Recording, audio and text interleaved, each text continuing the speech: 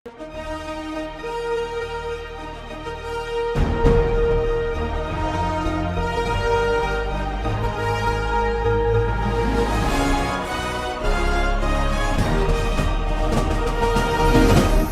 பார்த்து கொண்டிருப்பது உங்கள் ஜாஷ்வா டிவி. சகல ஜனங்களுக்கும் நற்செய்தி.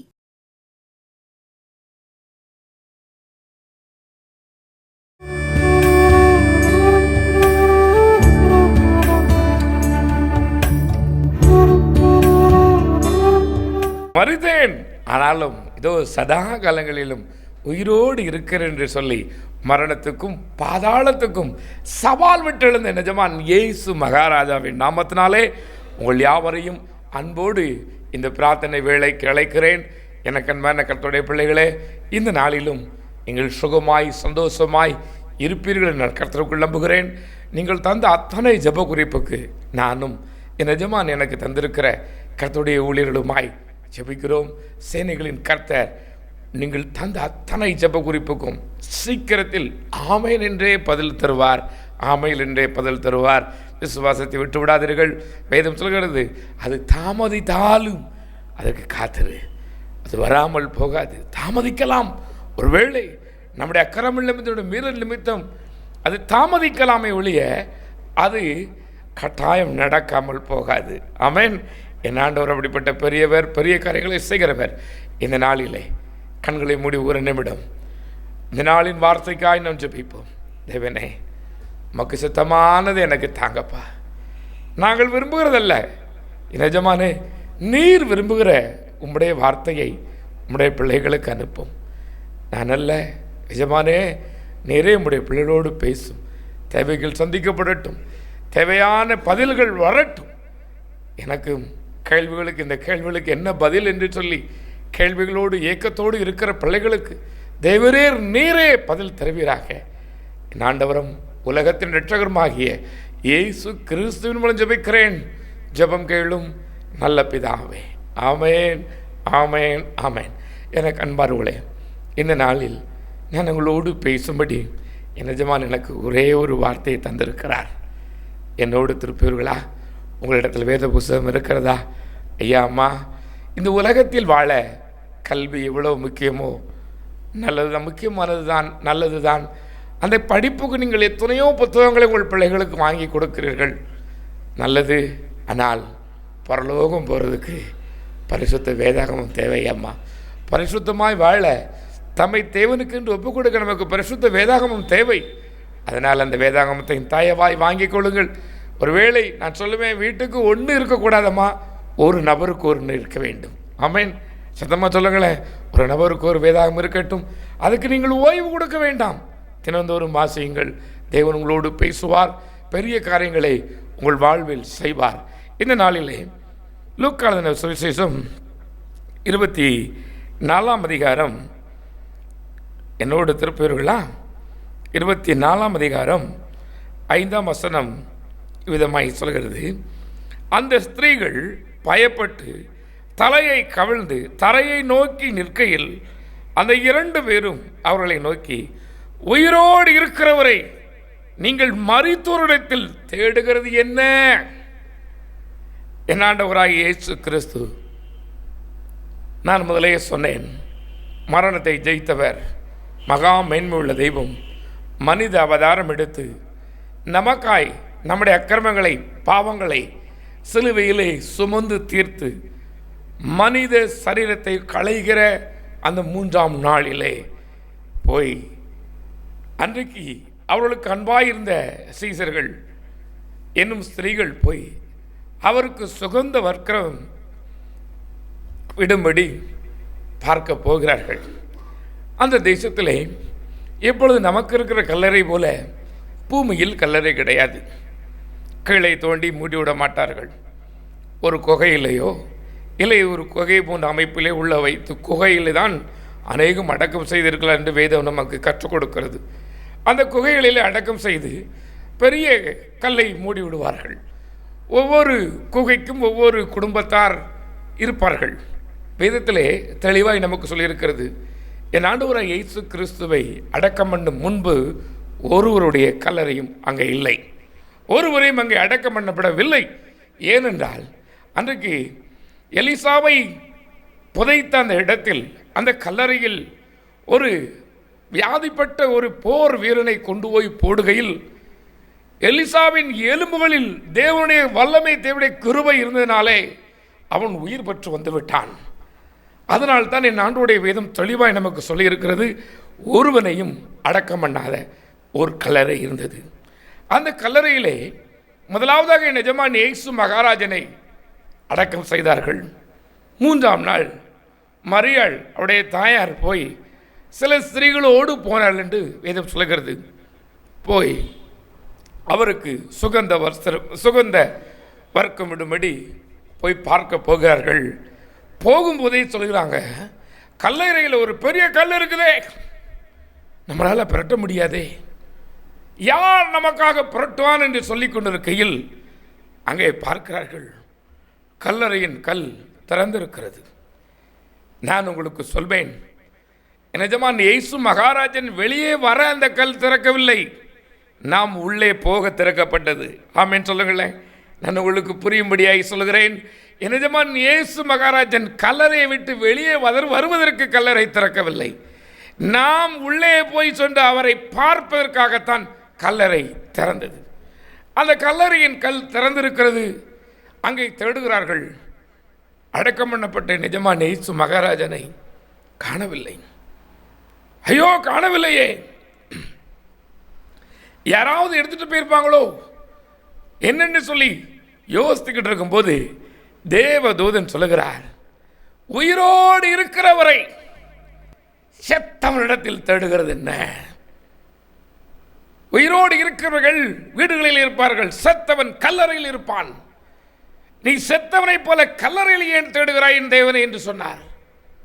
என் சகோதரனே, என் சகோதரியே, என் ஆண்டவர் எனக்கு சொன்ன ஒரு வார்த்தை இருக்கிறதம்மா. ஐயா, இன்றைக்கு நிஜமான் உனக்கு சொல்லுகிறார், உயிருள்ள தேவனை நம்புகிற ஆராதிக்கிற நீ செத்தவனிடத்தில் குறி கேட்கிறது என்ன? சாக போற மனிதனிடத்தில் உன்னுடைய காரியத்தை கேட்கிறது என்ன? என் ஆண்டவருடைய கேள்வி இது. தன்னை சுகமாக்கி கொள்ள முடியாதவனிடத்தில், தன்னை உயிர் காக்க முடியாத ஒருவனிடத்தில் போய் உன்னுடைய வாழ்க்கையை குறித்தும் உன்னை குறித்தும் நீ குறி கேட்கிறது என்ன? தேவனை அறிந்தவள், தேவனுக்காய் சாட்சியாய் வாழ்வேன் என்று பொருத்தனை செய்தவள், தேவனுக்காய் வைராக்கியம் பாராட்டினவன், இன்னைக்கு யார்கிட்ட போய் நின்றுகிட்டு இருக்கிற? நீ எங்கே தேடிக்கொண்டு இருக்கிறாய் நிஜமான இயேசுவை? செத்தனுடைய கல்லறையில தேடிக்கொண்டு இருக்கிறாயோ? எங்கே அவர் என்று நீ எங்கே தேடிக்கொண்டு இருக்கிறாய்? என் சகோதரியே, எனக்கு அருமையான தேவஜனமே, தேவன் உன்னோடு பேசுகிறார். நீ எங்கே தேடுத? அவர் உன்னை தேடி உன்னுடைய வீட்டுக்கு வரும் பொழுது நீ அவரை தேடி எந்த காட்டுக்கு அலைத?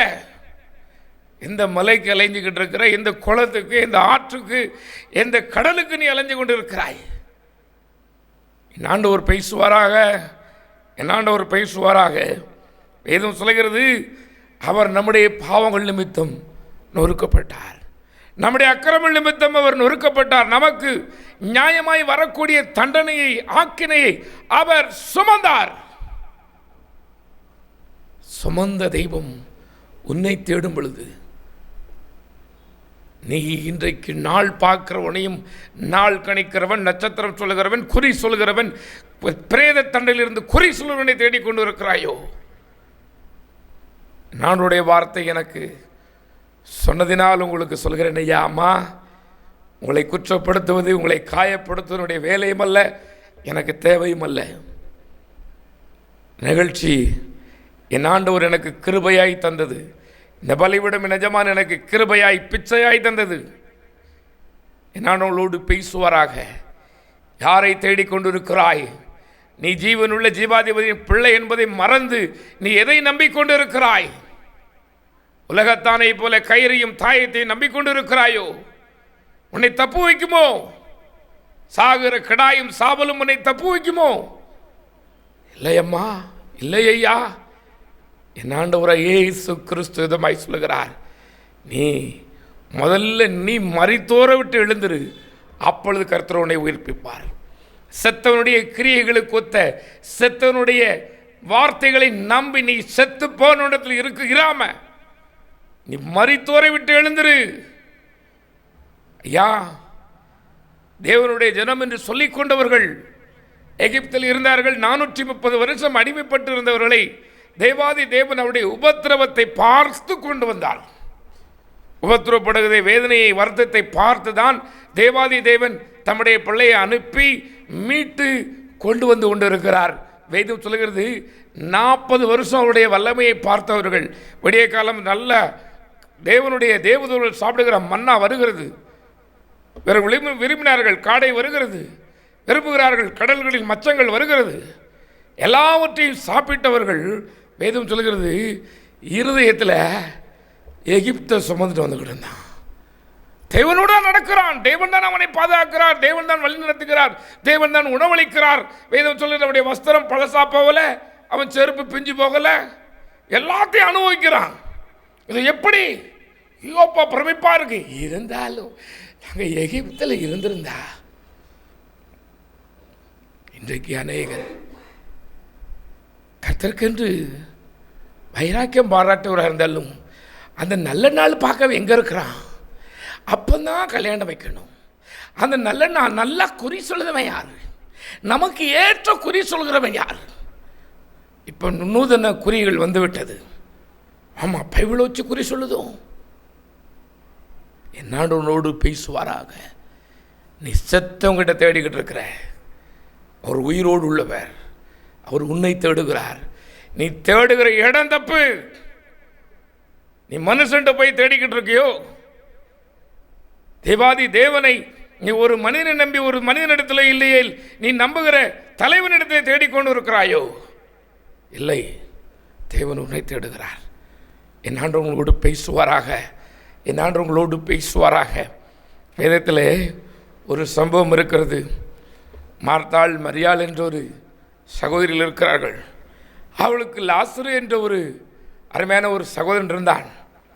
தேவன் அவனை செத்தவனை உயிரோடு கொண்டு வந்தார். அதற்கு முன்பதாகவே அந்த வீடு தேவனை அறிந்து தேவனுக்கென்று ஏதாவது செய்ய வேண்டும் என்ற என் எஜமானுக்கு வருகிற போது அந்த வழியை போகிற பொழுது அங்கே ஒரு இளைப்பாறுகிற இடமாக இருந்தது.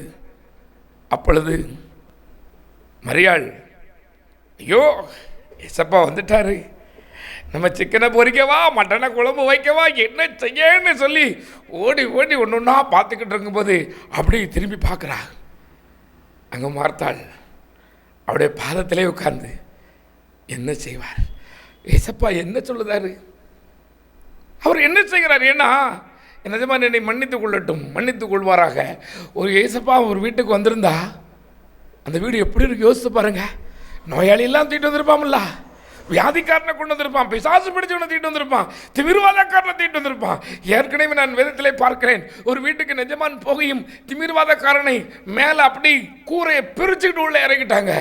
அதே போல் முன்னும் பின்னும் ஆட்களான்னு நின்றுக்கிட்டு இருக்கும். வர்றவங்களுக்கு நிஜமான் என்ன சொல்லுகிறாருன்னு சொல்லி அப்படியே பாதத்தருகே உட்கார்ந்து கவனமாக கேட்டுக்கிட்டு இருக்க. மரியாள் பார்க்குறான், நான் அதை செய்யணும் இதை செய்யணும் என்ன செய்யணும்னு சொல்லி பார்த்துக்கிட்டு இருக்கும்போது அவர் சொல்லுதா, இயேசுவே நான் எவ்வளோ தீவிரமாக வேலை பார்த்துக்கிட்டு இருக்கேன், அவள் என் சகோதரி என் கூட வேலைக்கு வர மாட்டேக்கா, எங்கே உட்காந்துருக்கா பார்த்தீங்களா, அவளை என் கூட வந்து வேலையை பார்க்க சொல்லுங்கன்னு சொல்லப்போ என்ன ஜமான் சொல்லுவார், தேவையானது ஒன்றுமா, நீ அநேக காரியத்தை குறித்து கலங்குகிற, தேவையானது ஒன்று தான், தேவை ஒன்று தான், நீ கர்த்தருடைய பாதத்தில் காத்துரு. என் சகோதரியே, இன்றைக்கு நான் உனக்கு சொல்கிறேன், ஆம் நீ அநேக காரியத்தை குறித்து கலங்குகிறாய். எனக்கு அருமையான சகோதரனே, நீங்கள் அநேக காரியத்தை குறித்து கலங்குகிறீர்கள், தேவையானது ஒன்று தான், கர்த்தருடைய சமூகம். ஐயா, தேவன் உங்களோடு பேசுவார். இந்த தெய்வம் நான் பிரசங்கிற நிஜமான இயேசு மகாராஜன் பேசுகிறவர், உன்னோடு பேசுவார். உன்கிட்ட பேசாம வேற யார்கிட்டயா பேச போறாரு? அம்மா, உன்கிட்ட பேசாம வேற யார்கிட்ட போறாரு இந்த இயேசப்பா? அம்மா, அவர் சொல்லுகிறார், கேருபீன்கள் மத்தியிலும் செராபீன்கள் மத்தியிலும் சகல பசுத்தவான்கள் மத்தியிலும் வீற்றிருக்கிற நிஜமான இயேசு மகாராஜன் நீ முழங்கால் படிட்டு அப்பான்னு கூப்பிடும்போது உன் பக்கத்தில் உட்கார்ந்தது தான் பெருசுங்கிறார் ஐயா. ஆமாய்யா, உங்கள் பக்கத்தில் நீ குடும்ப ஜெபம் பண்ணும்போது, இல்லையில் நீ குழுவாய் ஜெபிக்கும் பொழுது, இல்லையில் நீ தனிச்செபம் பண்ணும் பொழுது உன் அருகே வந்து என் பிள்ளை என்ன சொல்ல போறா, என் பிள்ளை என்ன சொல்ல போறா. ஐயா, நம்ம பணத்தை யாருக்குனாலும் செலவிடலாம் ஐயா, யாருக்கு வேணாலும் செலவழிங்க. நல்லவன் கெட்டவன் ஆவாதவன் போட்டோன்னு போடலாம். ஆனால் நேரத்தை ஒருபோதும் தேவனுக்கு மாத்திரமே செலவழிங்கள், மற்றவர்களுக்கு செலவழிக்காதங்கள். நீ நேரத்தை செலவழிக்கணும்னா எஜமானுடைய பாதத்தில் செலவழி. உன் வாழ்வு எப்படிப்பட்டதாக இருக்கும், உங்களுடைய பொருளாதாரம் எப்படி வரும், உங்களுடைய ஆசீர்வாதம் எப்படி வரும், நிம்மதி எப்படி வரும் என்பதை நீ கர்த்தருடைய பாதத்துக்கு வரும்பொழுதுதான் தெரிந்து கொள்வாய். உன் குடும்பத்தில் என்ன நடக்கிறது, இனி என்ன நடக்கப் போகிறது, இந்த தேசத்தில் என்ன நடக்கப் போகிறது, ஏன் இந்த தேசம் இப்படி இருக்கிறது, ஏன் உனக்கு இப்படிப்பட்ட பிரச்சனை போராட்டம் என்பதை நீ தேவனுடைய சமூகத்துக்கு வரும்பொழுதுதான் நீ தெரிந்து கொள்ள முடியும். அதுவரை நீ தெரிந்து கொள்ள முடியாது ஐயா. எனக்கு தேவையில்லாத காரியத்தை நீ நீ இழுத்து கொண்டு வச்சுக்கிட்டு நிம்மதி இல்லையே, நான் என்ன செய்வேன் என்று புலம்பிக் கொண்டிருக்கிறாய். அன்றைக்கு பவுல் அப்போஸ்தலர் பிரயாணம் பண்ணும் பொழுது காற்று வெகுவாய் அடிக்கிறது, கப்பல் மூழ்க இருக்கிறது. பவுல் அப்போஸ்தலர் சொல்கிறார், எனக்கு என் ஆண்டவர் சொன்னார் ஐயா, பிராண சேதம் வராது. முதல்ல சொன்னாரு போக வேண்டாம் அப்படின்னாரு. தேவனுடைய மனுஷனுடைய வார்த்தையை கேளாமல் கப்பல் மாலுமிகளை நம்பினார். கப்பல் மாலுமிகளை, கப்பல் ஓட்டிகளை நம்பினார். அந்த கப்பல்காரன் பேரலாமா, நீங்க சயின்டிஸ்ட், நீங்க பார்த்து சொல்லுங்க சயின்டிஸ்ட். சரியா இருக்கு. இதுக்கு முன்னாடி போயிட்டு வந்தார் கப்பலுக்கு பைலட்டு தானையா, ஏதோ ஒன்று வச்சுக்கிட்டு ஒன்று போயிட்டு வந்துடலாமா கேப்டன், போயிட்டு வந்துடலாமா கேப்டன், போயிட்டு வந்துடலாம். இவர் சொல்லுவார் போக வேண்டாம் ஐயா, நடந்து முடிந்ததை மனுஷன் சொல்லுவான், நடக்க போகிறதை தெய்வம் சொல்லுவார். நடக்க போகிறதை சொல்கிறதான் தெய்வம். போக வேண்டாம்னாரு, கேட்கல. மறுபடியும் சொல்லுகிறார், ஒன்றுடைய பேச்சை இடவிடலை. என் நாடுடைய நாம மகிமைப்படட்டும், என் நாடுடைய நாம மகிமைப்படுவதாக. இன்னைக்கு நீ அநேகருடைய உடைய சொந்தங்களுடைய பேச்சுகளையும், உனக்கு முன் அருவருப்பாய் வாழ்ந்தவனையும், உன் எதிரே இருந்து வேஷம் போட்டு திரிகிறவனை நம்பி, அவனுடைய வார்த்தையை நம்பி உன் வாழ்வை இழந்து விடாதே. வேதம் சொல்லுது, மனுஷன் வேஷமாய் திரிகிறான். சிம்பிள் வேர்டு, வேஷமாகவே மனுஷன் தெரிகிறான். ஞாயிற்றுக்கிழமை ஒரு வேஷம், திங்கக்கிழமை ஒரு வேஷம், சபைக்கு போன ஒரு வேஷம், சண்டைக்கு போன ஒரு வேஷம், வேஷமாகவே திரிகிறான். நாம் வேதம் சொல்லுகிறது.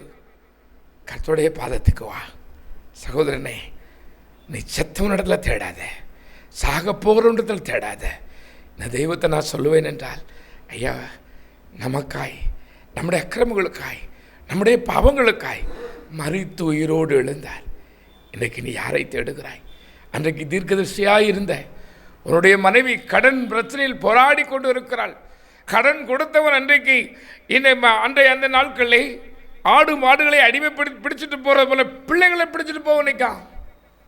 என்னன்னு தெரியல, என்ன செய்யணும் யோசித்து பார்த்தா, கர்த்தருடைய மனுஷன் இருக்கிறான். தேவனுடைய வார்த்தை அவனிடத்தில் இருக்கிறது என்று தேவனுடைய மனுஷனை பார்க்க போனார். வேதம் சொல்லுகிறது, அவர் கேட்டிருக்கிறார், உன்கிட்ட என்ன இருக்கு? கொஞ்சம் எண்ணெய் இருக்குப்பா, கொஞ்சம் எண்ணெய் இருக்கு, கொஞ்சம் எண்ணெய் இருக்குதா? சரி, நீ போ, உன் வீட்டுக்கு போ, உன் பக்கத்தில் உள்ளவங்கள்ட்டெல்லாம் பாத்திரத்தை வாங்க, உன் வீட்டு கதவடைச்சிரு, உன் பக்கத்தில் எல்லாம் பாத்திரத்தை வாங்கி கதவடைச்சிட்டு அந்த கொஞ்சம் எண்ணெயை அந்த வெறும் பாத்திரத்தில் ஊற்றுண்டாங்க. நான் சொல்லுவேன், எண்ணெய் அபிஷேகத்தை குறிக்கிறது. ஆம், எண்ணெய் அபிஷேகத்தை குறிக்கிறது. நான் சொல்லுவேன், ஐயா, இந்த ஏசப்பா பற்றி உங்களுக்கு கொஞ்சம் தெரியுமா? கொஞ்சம் தெரிஞ்சிருக்குதா? இந்த ஏசப்பா அற்புதம் செய்வார், அதிசயம் செய்வார், உங்களுக்கு கொஞ்சம் நம்பிக்கை இருக்குதா? உங்கள் பக்கத்தில் வெறும் பாத்திரம் நிறையா இருக்கு ஐயா. இந்த ஏசப்பானா யாருன்னு தெரியாதவங்க நிறையா இருக்கு. இந்த ஏசப்பா அற்புதம் செய்வாரா, அதிசயம் செய்வாரா அப்படிங்கிறது தெரியாமல் நிறைய பேர் இருக்காங்க. அவங்கள கூட்டுங்க ஐயா. அம்மா, நீங்கள் சும்மா தானே இருக்கீங்க பகலில்? ஐயா, சும்மா தானம்மா இருக்கீங்க? கொஞ்சம் கூட்டுங்க. கூட்டி, எப்பா உன் வீட்டில் பிரச்சனையா? என் வீட்டில் இப்படி தான் பிரச்சனை. உன் மகளுக்கு பிரச்சனையா? என் மகளுக்கு இப்படி தான் பிரச்சனை. ஐயோ, உங்கள் வீடு இப்படி கட்டப்படாமல் நீ வாடகை வீட்டில் இருக்கியா? வா. உனக்கு சுகமில்லாமல் இருக்குதா? வா. பிசாசின் போராட்டமா? வா. நம்ம ஜெபம் பண்ணுவோம், கர்த்தர் கேட்பாருன்னு சொல்லி அந்த கொஞ்சம் எண்ணெயை அந்த வெறும் பாத்திரத்தில் ஊற்றி விடுங்க ஐயா. வேதத்தில் ஏசப்பா பிசாசு பிடிச்சவனுக்கு எப்படி சுகம் கொடுத்தார். அவன் தெற்கு போலி நாடெல்லாம் பிரசுத்தம் பண்ணினான். அதுக்கப்புறம் அவன் வஸ்திரம் தரிச்சா அப்படின்னு. இந்த அற்புதத்தை நான் சொல்லுகிறேன். அந்த பிள்ளைங்க அன்னைக்கு அடிமையாக போகக்கூடியவங்க இந்த எண்ணெயை விற்று பெரிய ஆளாக இருப்பாங்க. ஆமீன் தானையா? என் ஆண்டவர் தொட்டுட்டாருன்னா சும்மா கிடையாது ஐயா, அவன் சந்ததியும் வாழ்ந்துடும். ஆமீன். அதை யோசித்து பாருங்கள், தேடி பாருங்கள். நிஜமான குல தெய்வமாய் சொந்த இரட்சகராய் உண்மையாய் ஏற்றுக்கொண்டு அவருக்கு விசுவாசமாய் அவருக்கு பிரியமாய் வாழ்ந்தவுடைய சந்ததி எப்படி இருக்கிறது என்பதை பாருங்கள். சந்ததி சந்ததியான ஆசீர்வாதம். கடன் அடைச்சி நான் சொல்லுவேன், பெரிய வீடு வாங்கியிருப்பான். இப்போ மாறினா பெரிய பெரிய நல்ல நல்ல கார் வாங்கியிருப்பாங்க. அநேகருக்கு வேலை கொடுத்துருப்பாங்க.